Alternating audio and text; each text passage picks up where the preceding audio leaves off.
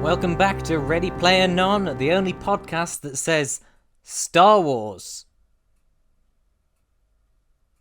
We find ourselves in Chapter 4. We join Wade as he heads back into school after having bunked off in something of a chat room with his best friend H, and what began as a nice but very boring sword quest conversation instead turned into an argument and a slanging match between this third guy, IROC. I gotta be honest, I stopped reading in the middle because I don't care. I don't care about sword quest.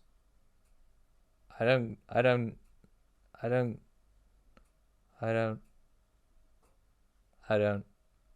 This is padding. I've looked and this chapter's really short, so I'm doing a bit of theatre. Wade ends up back in his world history classroom. Why do they need different classrooms? Like, can't the teacher just sub out? It's a completely virtual world. Why are you restricted to having different classrooms for different subjects? Why do you even still have teachers? Anyway, we've got a teacher called Mr. Avenovich, Mr. Avenovich, who materializes in front of the classroom. He's described as a portly, bearded college professor. He sports an infectious grin, wide-rimmed spectacles, and a tweed jacket with patches on the elbows. He's the cool professor from any film. Any film. Name a film with a cool professor in it, he's that guy. Probably not Harry Potter, but any other one. They don't know if Avenovich is his real name or if he was really a man. I'm skipping over a lot of it, but there is a lot of, what if this person is a different gender to the way they appear? Woo! And I could do without that in this day and age. I don't know. Wade speculates that Mr. Avenovich is a small Inuit woman living in Anchorage, Alaska, who had adopted this appearance and voice to make her students more receptive to her lessons. But goes on to say that maybe Mr. Avenovich is exactly what he is and what he says he is. Which seems like a tangent, really. Was he being paid by the word, I wonder? Right, so apparently the Oasis software in schools forces the students to behave and be disciplined, and the teachers only have to teach, which is in contrast to the public school teachers from the real world. The classrooms are described as holodecks, where the teachers can take their students on virtual field trips and so on, augment their lessons with any visual aids that they need to. So, again, why do they need different classrooms? Avenovich shows them King Tutankhamun's tomb being opened up by archaeologists in 1922. In the next class they have biology, travelling through a human heart and watching it pump from the inside, just like in that old movie, Fantastic Voyage. Oh, just like in an old movie. Imagine that. Imagine a thing being a reference to some other thing. They tour the Louvre in art class. They visit Jupiter's moons in astronomy. See, this one's got a different teacher.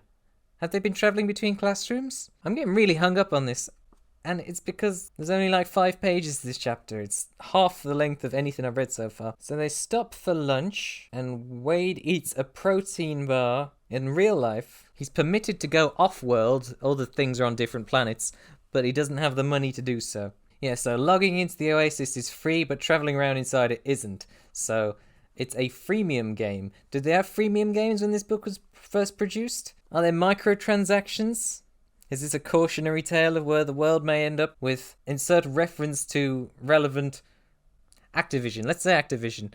With Activision in control of video games? I'm just thinking of Activision because of Crash Team Racing Nitro Fueled. A lot of kids own their own interplanetary vehicles. School parking lots all over Ludus, that's the planet, were filled with UFOs, TIE fighters, old NASA space shuttles, Vipers from Battlestar Galactica, and other spacecraft designs lifted from every sci-fi movie and TV show that you can think of. But only ones from the 80s, probably. We find out that OASIS stands for Ontologically Anthropocentric Sensory Immersive Simulation, which seems like a lot of words to just call something Oasis. Not everything has to be an acronym, Ernie. Right, so we get some more world building into the Oasis's planet system, whereby the people in GSS created environments ranging from various different genres, sword and sorcery, cyberpunk, or zombie wasteland, populating them with NPCs, monsters, humans, animals, and so on. And then they started getting licenses for pre-existing virtual worlds. So it first mentions EverQuest and World of Warcraft, then it goes on to the Metaverse and the Matrix, and then this one's just a list. The Firefly universe was anchored in a sector adjacent to the Star Wars galaxy, with a detailed recreation of the Star Trek universe in the sector adjacent to that. Users could now teleport back and forth between their favourite fictional worlds: Middle-earth, Vulcan, Pern, Arrakis, Magrathea, Discworld, Midworld, Riverworld, Ringworld. Worlds upon worlds. Not Waterworld. I don't know, Magrathea stood out to me as something that I'm most familiar with. Because isn't Magrathea just the planet that builds other planets from Hitchhiker's Guide to the Galaxy? I wouldn't have said there was much to do on Magrathea. Maybe you should have led with Magrathea, if that's the one that makes the other planets. Maybe you should have gone with that. Otherwise, it's almost as if your references to things are surface level. The Oasis is divided into 27 cube-shaped sectors, each sector containing hundreds of different planets, and the three-dimensional map of all 27 sectors distinctly resembled an 80s puzzle toy called a Rubik's Cube. Speaking of surface-level references, if this map doesn't twist around into various different ways as part of a puzzle later in the book, this is exactly what I mean by there being no substance behind any of these shout-outs to 80s culture. Maybe all this world-building is thrilling and exciting to somebody, but to me it isn't. We're told now that there are zones that allow magic, technology, neither, both. There are pacifist zones, there are PvP zones. You have to be prepared for what kind of zone you're going to enter, but Wade can't do any of that because he doesn't have a lightspeed capable spaceship or any other means of transport. This, I'm sure, will become relevant later. Ludus is the school planet, so the only thing to do is go to school. There's no NPCs or quests. We found out also in a previous chapter that there's a beginner's planet called Incipio, but if you can't afford to leave that, then that's where you remain. Wade got a ticket to transport to Ludus, and now that is where he is. He's on school planet. But he yearns for something more. Oh, imagine being a young orphan destined for something more. They should make a film where that happens at the start. So this extended paragraph here is just a bit of a repeat from what we already found out last episode. Remember when I got into a conniption about whether it was XP or XPs? Explaining that Wade goes off-world with higher level friends and cohorts just to try and get above what he calls the third level. And it's just a repeat of that paragraph. He's slaying orcs and kobolds and, I don't know, slimes? Ratatas? No, that's a joke. There's no ratata in here. But defeating enemies is also how you get money, which is what Wade uses to pay the fare to go back to Ludus, which doesn't seem like a good way of saving up, especially if your friends are also giving you transport, let's be honest. H, as a comparative example, is 30th level. He's 10 times above Wade's own Parzival. And it turns out Wade is in trouble for truancy when he gets stuck on a planet and doesn't manage to scrounge enough coinage to get back.